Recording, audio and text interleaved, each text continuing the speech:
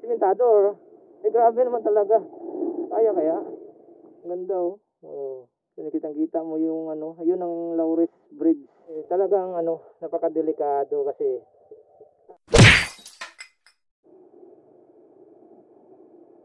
ayun, mayroon tayo nakitang ano, magandang ano, view mga kautol. Yun naman, tanong tayo doon, pwede daw, sige tara. Doon no, sa taas mga kautol, makita mo yung ano, rice terraces.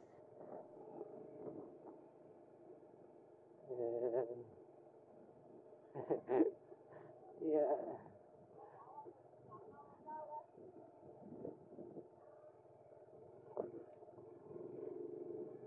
Dito yan mga kautol, sa sakop din to ng ano eh. Sakop din to ng Bugasong Antique mga kautol. So ito, yan no. Hanap tayo ng lugar na magandang tanawin. Yoo! Mamasyal na tayo, mamasyal. Yun.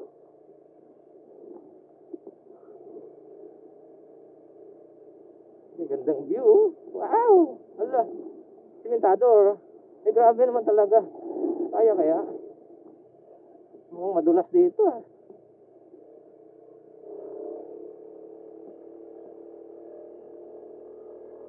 Wow! Ang ganda! Hihi! Yes! Wow! Ewan tayo doon. Ganda talaga. Wow! Wow! Problema natin mamaya ang pababa. Masyadong matarik. Wow. Super ganda talaga dito. Ayun no. Hanggang doon na yung simento. Siguro mga dito na lang tayo. No?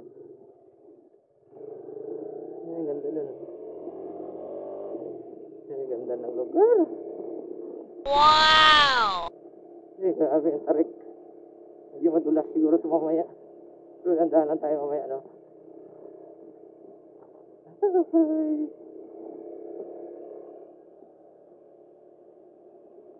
Sulit. Os, galagaw lang ah. Tinami mo.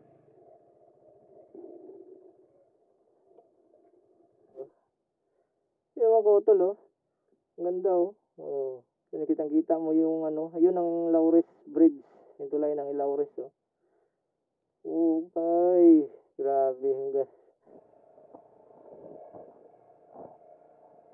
Hanggang dito na lang pala yung ano, yung simento. Yeah. Hala, sige.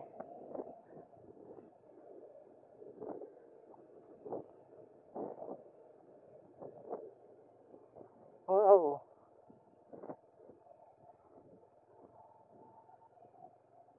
Hala. Sige lang ah. Hala, hanggang dito lang pala talaga. Ay, ito.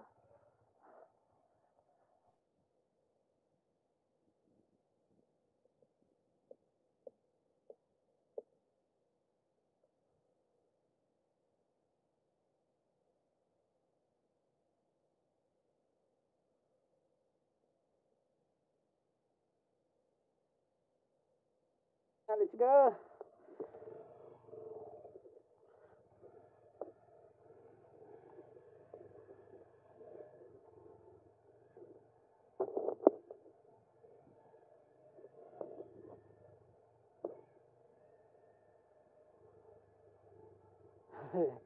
Ang gandang lugar.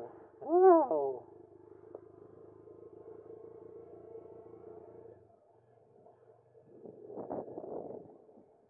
Thank you, kid.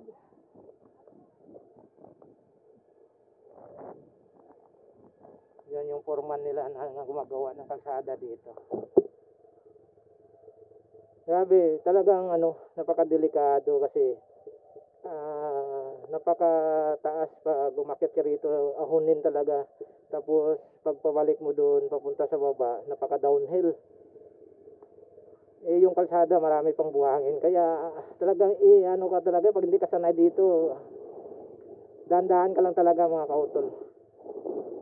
Dahil yun ang pupuntahan mo, ang taas ng bangin, no? Wow.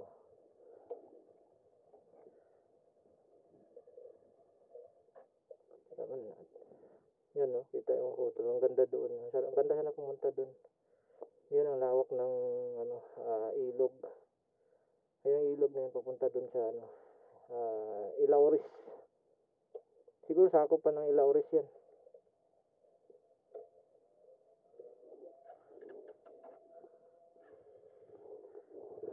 Ang daming ano, pananim, yung mani pala yung tinatanim nila dyan.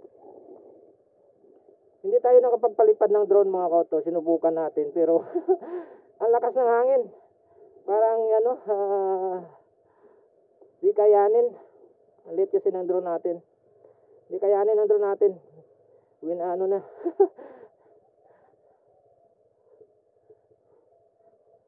Sinubukan natin din sa taas kaso pabugso-bugso kasi ang hangin, yung malakas siya. Kaya hindi kaya ng drone natin. Hindi na lang natin pinilit. Mahirap na. Ngayon yung mga pananim nila, yung ano, yung mani yung pananim nila. So dito, marami daw mga tanim na ano doon na gulay. Like mga palaya, sitaw, talong, yun doon sa taas. So yung paggawa ng kalsada nito, napakalaking tulong ito sa mga farmers dito sa bandang ibabaw para hindi na sila mahirapan na mag-transport ng ano ng kanilang mga pananim. Dito mga kotol ako. Hirap. Dandahan. Ay, gabi.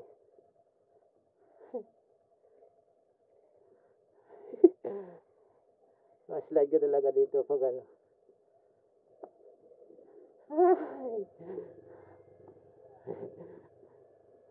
Ang taas. Delikado.